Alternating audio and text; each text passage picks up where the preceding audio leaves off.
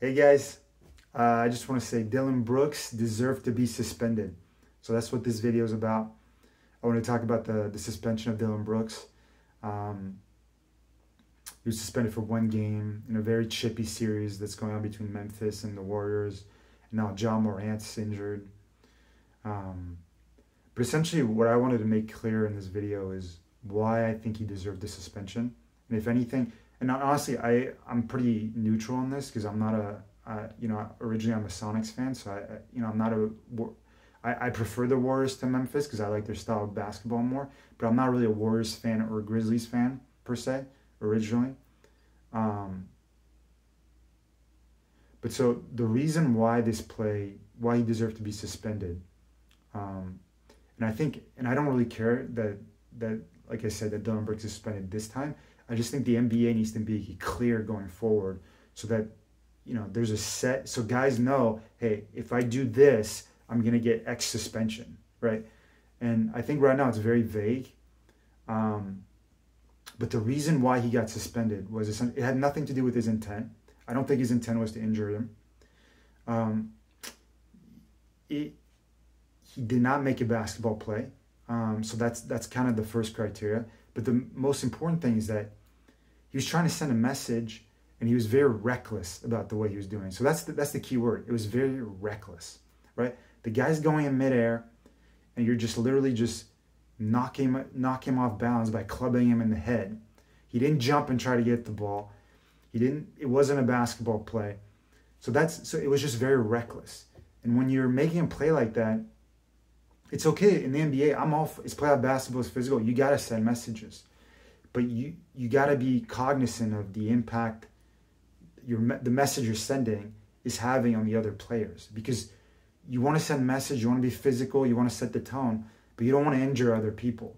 And when you do really reckless acts like that, it's kind of like driving drunk. Like any numerous terrible things can happen, and that's why you shouldn't do it. Like, yeah, you might just get home and it's going to be fine. Gary Payton might have landed and just not been injured. But you can't have that kind of play where it's both a reckless play and a non-basketball play. There's some basketball play that are just dangerous. Like, I mean, when a guy's driving and you're trying to block his shot at the top, it's going to be a dangerous play regardless.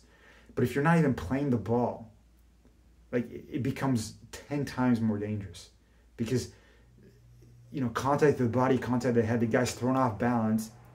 Now he's completely out of control. He could land on his head. If it was in Gary Payton's case, he was falling backwards, right? So it could have been the same play as like we see in football, where the guy is going backward and the back of his head lands on the turf, hits the turf. So it's a very dangerous play, and because it was so reckless, it definitely needed suspension. And I think, like, honestly, like I said, going forward, if a play is that reckless, like, it should be, hey, you're out until either the end of the playoff series or until the guy's injury, injury up to, like, I don't know, a month or something, or 2 months, 3 months, whatever, because if a guy's out a year, you're not going to suspend a guy a year, but it has to be something pretty severe so that there's no incentive to do this. Like, it needs to be clear cut that players can't try to get an advantage by, making a play that's not only dirty. The problem is not that it's a dirty play. The problem is that it's really reckless. That's the key. Like, Draymond's play was dirty. Draymond, I think, is at times a very dirty player. But he never does it in such a way that's reckless that it injures people.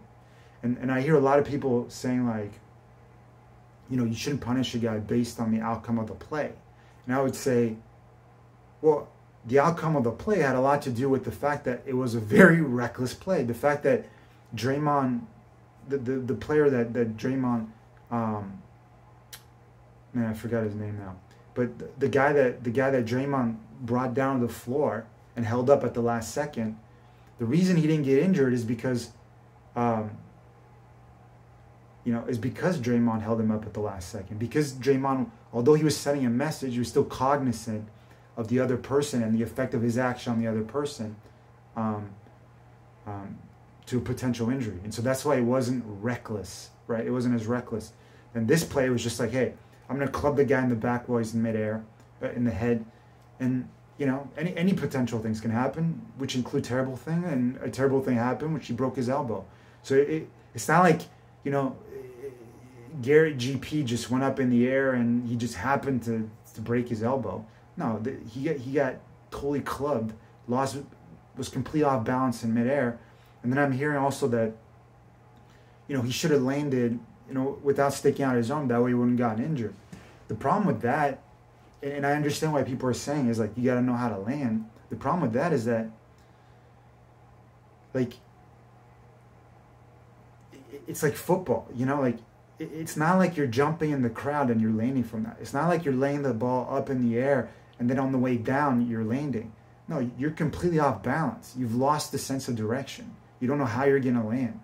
So he's trying to find any way to brace himself, because if he with his momentum, right, because he was falling backwards, if he doesn't brace himself, it's potentially his momentum takes him and his head would hit the court, right? The back of his head would hit the basketball court.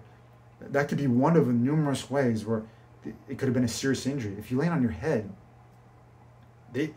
football players have helmets and they're going on turf and they still get very severe concussion just from the whiplash of hitting your head on the turf. So imagine if GP hits his head on the hard court, right? Like, we're talking about brain damage potentially, right? So it's just a very, very different, dangerous play. And again, you don't want to see anybody suspended. I don't think Dillon Brooks is a dirty player. But it's just, you have to set a precedence going forward. And I don't care about this series anymore. I'm just saying, in the future, if it's a reckless non-basketball play, the player who does that action has to be suspended at least as long as the injury, or at least, or you said 1 month or 2 months, but it has to be something severe, more than one game, because you have to absolutely cut that out of the game. Because you can have a physical brand of basketball where you're sending messages, it's getting chippy, all that stuff, but without the reckless, dirty plays. Like, the reckless thing is the most important thing. You can't just punch somebody in the face full force, right? Like, you're not wearing boxing gloves, right? These guys are not trained to take punches and dodge punches, right? So, it's kind of like, it's exactly like drinking and driving. There's a reason where, there's rules against it, because it's so reckless, it could lead to dangerous outcomes. It's exactly why we're against wars, right? Because we know if there's a war, there's going to be potentially a lot of casualties, right? And so in today's era, where we're trying to move to where we're more, aware of the way our actions are impacting others, the rest of the world, other countries, and so forth, I think we have to do it too with basketball, where, we have to hold these guys accountable for their actions, and so that they have to be aware of the ramification of their actions on other players on the court. You cannot have Ron Artest jumping in the stands and just starting swinging at fans. Like, you have to be cognizant of how your actions are impacting others. And that's the problem that's the difference between the Draymond and the Dillon Brooks incident. Dillon Brooks had no awareness of what his action was potentially going to have on Gary Payton. And it wasn't a basketball play. Like, it was a totally intentionally reckless play. And that's the problem. It was in the first 3 minutes of the game. It was after the Draymond incident the day before. It was very chippy. And he was trying to send a message. You can send messages, just don't do it recklessly. And Draymond, and the Draymond play, that's the difference. He was sending a message, and he pulled him down. That's a non-basketball play. But at the end, he held him up. There's very little risk of injury in that type of play because there's no momentum. He's just jumping up and down. It's a reckless. It's not a reckless play. He's sending a message. It's a dirty play, and I think he deserved at least a flagrant one. I have no problem with the flagrant two. I don't think he should have been suspended. If you want to suspend it, I don't really care because of his track history. I like Draymond, but I don't like some of his antics and all that. I don't like the fact that he jumped around afterwards and he did the podcast stuff. I wasn't a huge fan of that, but the Draymond Green play to me wasn't a dangerous play. It's kind of like the John Moran injury. I think that's also a little bit ridiculous to think that the fact that Jordan Poole touched his knee injured it. It looked like he injured his knee on the trap with the collision with Jordan Poole's knee, right? But again, that's a basketball play. There's no reckless intent there, right? So, it's really unfortunate because I don't want to see players hurt. There's been too many injuries in these playoffs. There's too many guys hurt, and this past 2 years, and I think it really damages the brand of basketball, and the basketball that we're seeing. It makes it really hard to predict. So we don't want injuries. We don't want guys suspended. But at the same time, you can't have reckless plays like we saw from Dillon Brooks.